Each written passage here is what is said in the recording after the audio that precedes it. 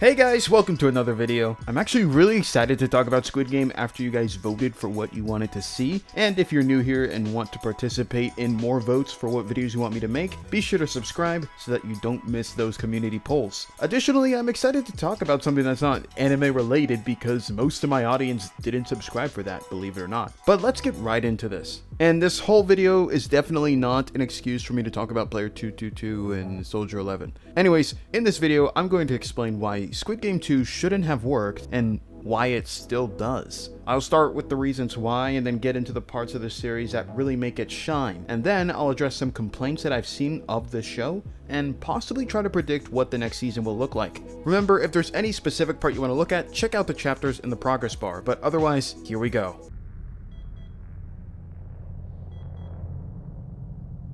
Squid Game as a show should really only work with one season. I mean, going into it and seeing people die for the first time, you get the idea that there can only be one winner. So what's the point of getting invested in the non-main characters that will inevitably die? That was a question a lot of people might have had for the first season, but we've played these games before in the second season, so how come they tried it again? Additionally, most Korean shows, as I've heard, have ambiguous endings and typically one season. And the writer, Hwang Jun-ho, did not originally plan for a second season and had to rush a season 2 and 3 at Netflix's word because of the success of the first season. I mean, the writer himself said he practically never wants to work on Squid Game again because of the demands Netflix had, as he wanted to milk his brain dry for money. He says, "I'm so exhausted, I'm so tired. In a way, I have to say, I'm so sick of Squid Game. I'm so sick of my life making something, promoting something. So I'm not thinking about my next project right now. I'm just thinking about going to some remote island and having my own free time without any phone calls from Netflix." And he adds, "Not the Squid Game island." Now, this would make someone think that a second season would feel cheap and cash grabby, especially from the studio that loves stealing money. I mean, they raised the price of their subscription again. The quality of the show should have totally gone down the drain, and it would be very ironic for a show that's essentially anti-capitalist to struggle with the demands of a capitalist super profit media corporation. I mean, not to mention the real-life remakes of Squid Game, and even the American version that's set to come out. By the way, cast me in it. Please, I'm a good actor. I can be an extra too. Please, I know you need like 400 people at least, so trust that I can help. Please employ me. It should be clear that this franchise is meant to be a money cow for Netflix, surpassing Stranger Things, and honestly, I'd rather support a South Korean show than Stranger Things, which has gone on for too long, but I'll get to that some other day. And also, we've played these games before, so how come when the second season released, despite all of this, it was not only really popular, but it was really good? Well, that's what I'm here to explain, and take it from me as a fellow storyteller and writer. With 2 new video games in the works, please support me by liking, commenting, and sharing, and subscribing so I can afford PC. Okay. 일단 밖에 나가서 얘기하자. 난 나가려고 했어. 너 때문에 못 나간 거야.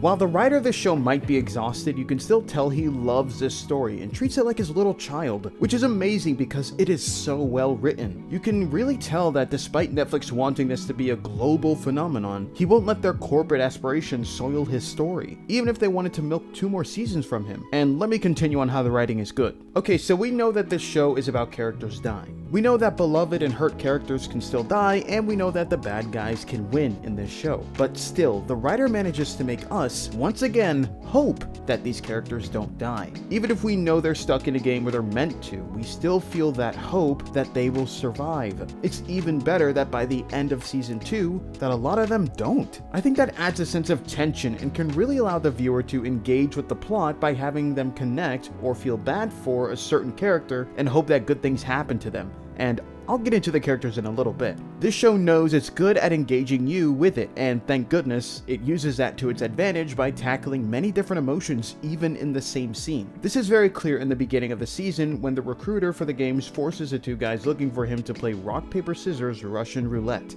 이제부터 게임을 하겠습니다. 여러분들이 하실 게임은 가위, 바위보, 하나 빼기입니다. 아시죠? As we follow the plot of searching for this guy, we have these humorous goons who are basically doing some rich guy's request for money. Then they track down the guy they're looking for after 2 years, and he's being weird in a public park. We watch their reactions as they question what his deal is, making them, and us, the audience, underestimate him. Additionally, we feel the same urgency as the characters do when it comes to catching him, as Seong Gi-hun is taking forever to get to him. We feel like, yeah, it might be a good idea just to jump him in an alley and finish this show off before we even get to the island. So we go through with this, and then have this fear when they're captured. And then we feel terribly sad when they have to decide whether they should kill the other or sacrifice himself.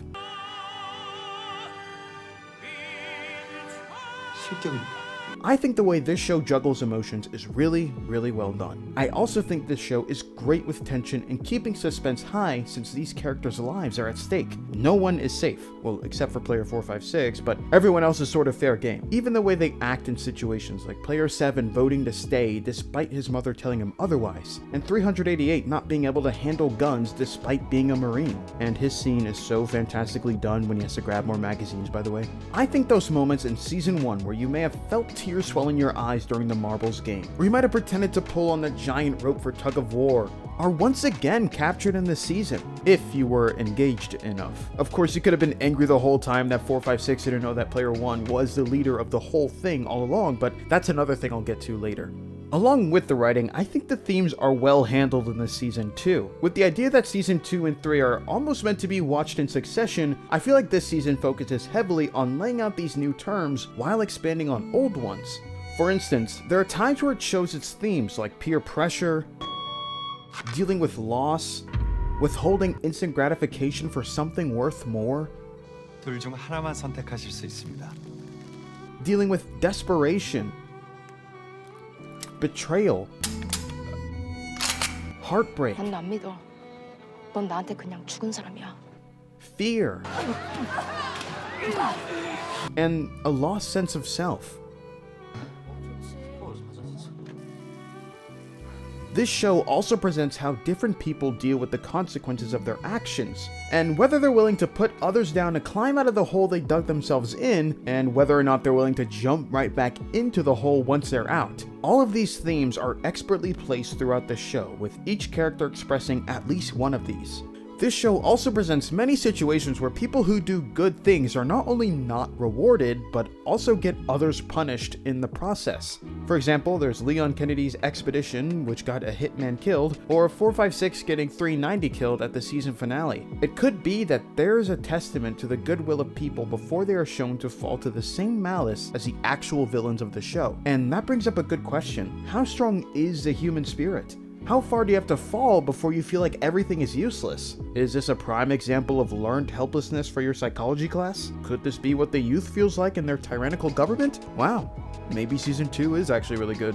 Also, fate is a big theme in this season, as they literally include a shaman who might be foreshadowing the demise of some of our favorite characters in season 3. I think it should be clear that some people are trying to change fate, as we've seen in other shows that I've reviewed here, and it should be known that it might not work out for them, or they might have to make a compromise. A recent example that came to mind was a sick child and her father, player 246. He gets shot during the rebellion, and you can assume he's dead for now, but wouldn't it be a strange twist of fate if he ended up dying even though his daughter is a sick one? What if she eventually becomes healthy, but now she won't be able to see him or Soldier 11 again? Isn't that such interesting storytelling? These characters are great with showing themes, but let me explain the characters some more.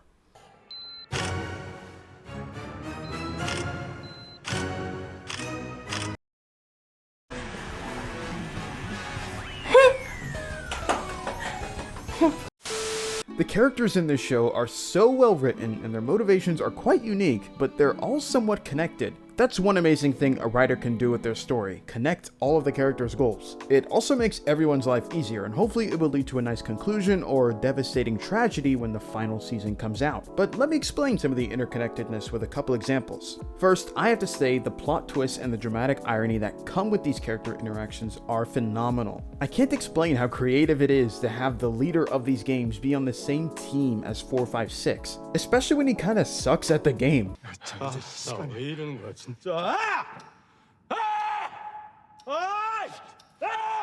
I mean, even if he was doing all that yelling during the race on purpose, it is so interesting seeing him even entertain the idea of parading as player 1 partially to just understand 456 and why he would come back to these death matches to play hero. I especially like how he votes to keep all of them in the game even with the tie, just to see how 456 will react to his big plan failing. I like that player 1 has his own goal, and once you see that he's not messing around, but he's truly trying to understand this other person's perspective on his games, it's fun to watch. He challenges Sung Gi-hun's ideals and calls out his contradictions. He makes him question himself and whether his actions really have meaning. Seeing 456's plans fall to ruin at the end of the season really puts this in perspective. This act of revolt was the final test, and Sung Gi-hun failed it. I mean, when they take the tracking chip from his tooth, it really changes the entire vibe of this show. He has to put his skills to the test, allowing him to prove that he did not in fact get lucky. Remember the roulette guy called him out?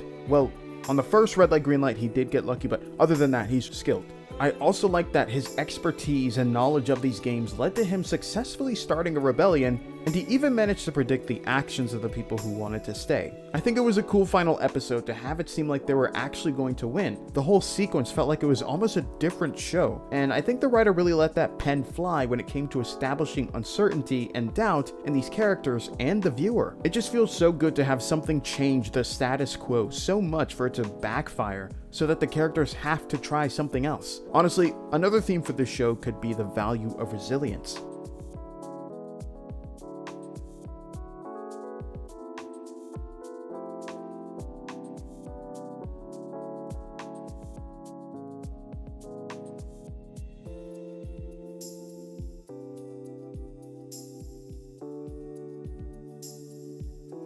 Those soldiers are relentless, and speaking of soldiers, I'm so glad they focus a little more on them. I mean, if this season is anything like the last, I'm not surprised that there's a soldier subplot, but man, do I love Soldier 11. And this is not some crush thing, okay? You'll see what that looks like. But I'm actually intrigued about her story, and I don't know how long she's been playing these games, but it seems like she wants to cash her paycheck to help pay for the sick girl's medical care. The main twist is that her father ended up being in the games too. I mean, if Soldier 11 was guaranteed to survive, then it seems pointless for him to be there, right? Well, he wasn't guaranteed, so guess he got the point there, right?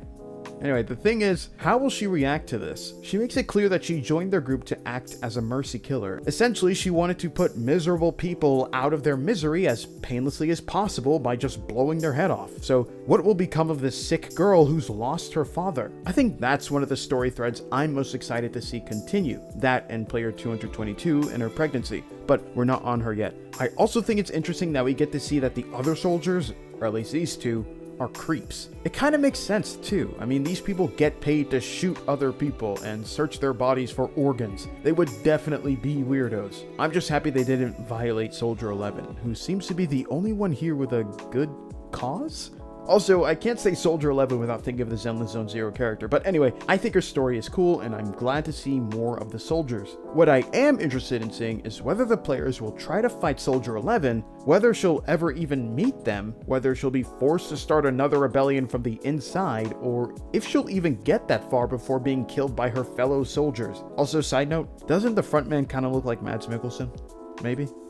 I don't know. Anyway, finally, I will talk about the amazing, the wonderful, the talented, the beautiful Kim Jun-hee, aka Player 222, aka Lego My Prego, played by the gorgeous Jo Yuri. 아, 엄청 빨리 그랬어? 말벌 아저씨처럼.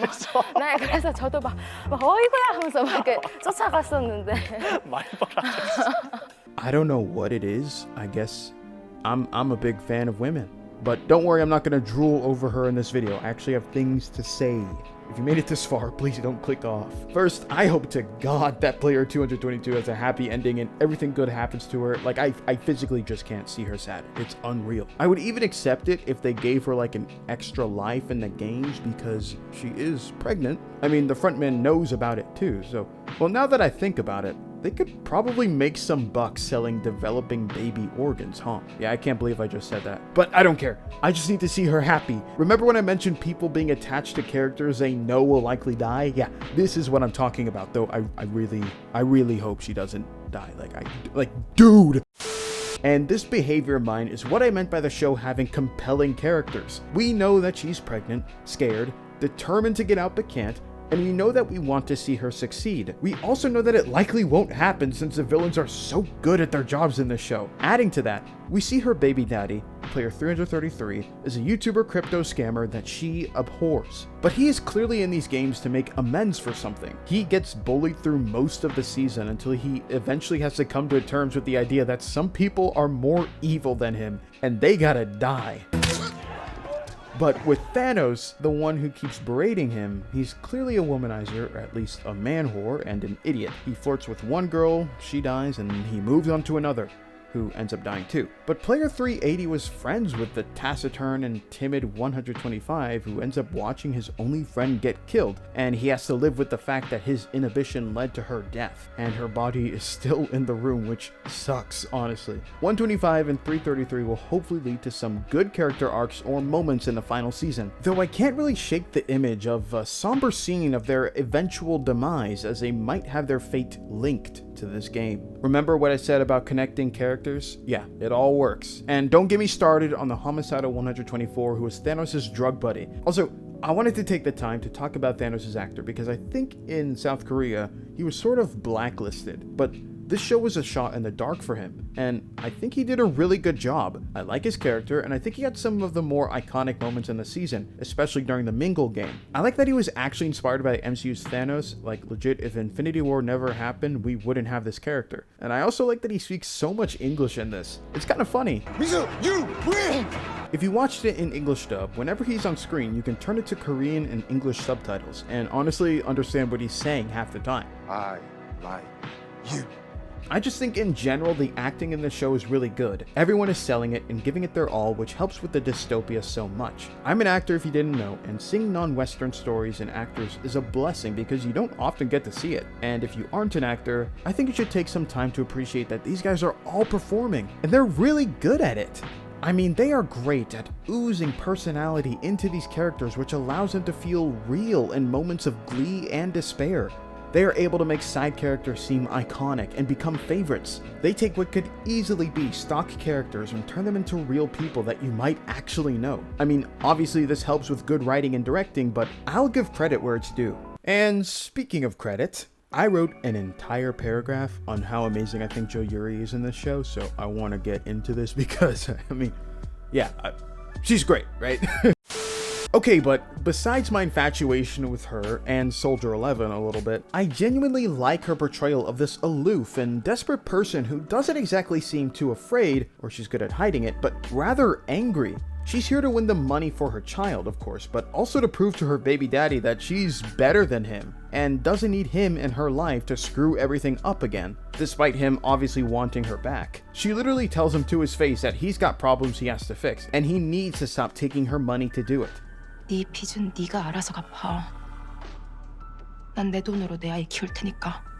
This is such a cool conflict because it makes you think why would they even bother getting together? But you also see how this dude has had so many people tell him that they don't like him, rightfully so. Crypto's bad enough as it is, and he's a scammer on top of that. So it makes you question if you even want to see him succeed, or maybe his prize money is better off going to 222 to take care of her kid. Though I definitely don't want her to struggle as a single mother. Maybe she'll get help from the whole gang if they make it out alive. It sucks that she has to play these games to get money though, but she's gonna be delivering soon it seems, and I'm guessing she's unemployed right now so she can't get maternity leave on anything. Still, I definitely hope everything good happens to her.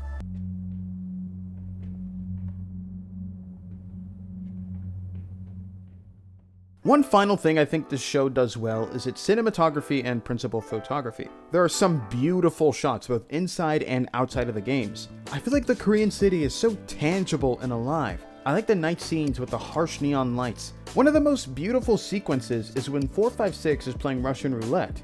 I think the colors in this show are so good, and it makes sense since it's playing on the children's games and typically children's stuff has bright colors. I also like where the people who voted to stay walk in the night to attack the people who wanted to leave. And it's only illuminated by the symbols on the floor. It is such a cool looking shot, like you just gotta sit and admire it. I think when the show needs to become an action horror thriller, the camera becomes a lot more mobile and chooses good angles, which helps keep every scene fresh.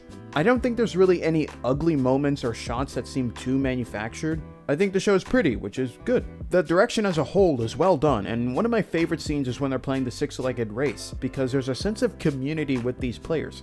You can read the writer's notes on it. He says, "That was the only game where the participants root for each other. I thought while writing the game, if we can increase the opportunities for people to support or root for each other, society will get better." It was sort of a sign that there can still be hope in a cruel world, and I think that's a pretty cool message.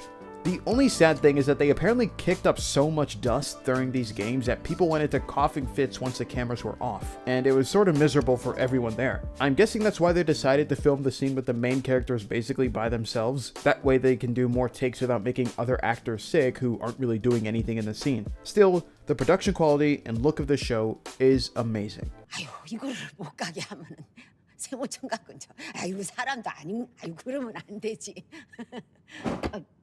I also want to address some complaints I've seen for this season, and it's something that I've seen complained about in other TV shows too. People might be averse to the idea of a season only being there for setup, and they may feel like they're back at square one with no progress being made by the end of the season, but let me explain some storytelling techniques before you criticize a story. You should probably have done the lightest bit of research before watching the show to understand that 2 more seasons needed to be made, and if the first one was standalone, and the third one comes out relatively close to the second and third seasons are very likely going to be so connected that it might pick up right from a cliffhanger. With that in mind, you should take all of these unfinished arcs and story threads and remember that they will likely be completed in the final season. That's why it's called a final season. They have to wrap everything up. So it isn't really the show's fault right now for not finishing the story when the story itself isn't finished. That's not a good critique of Squid Game, that it feels like no progress was made, because there was. We now know that the guards aren't exactly untouchable, and while they succeed in quelling the rebellion, this should be a sign that their defenses aren't impenetrable. Additionally, now player 456 might think that player 1 is deceased, so he can't be tricked by him in the next season.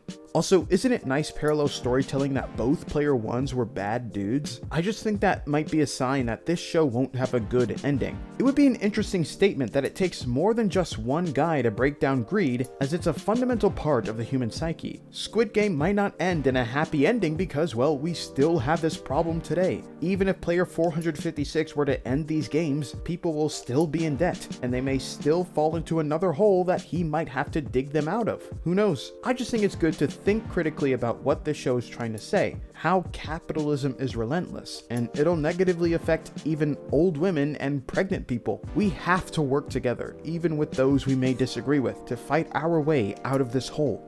But hey, I'm just happy the writer will have a break after getting that Netflix paycheck, and he can spend his days lounging around and maybe writing another dystopian thriller for fun.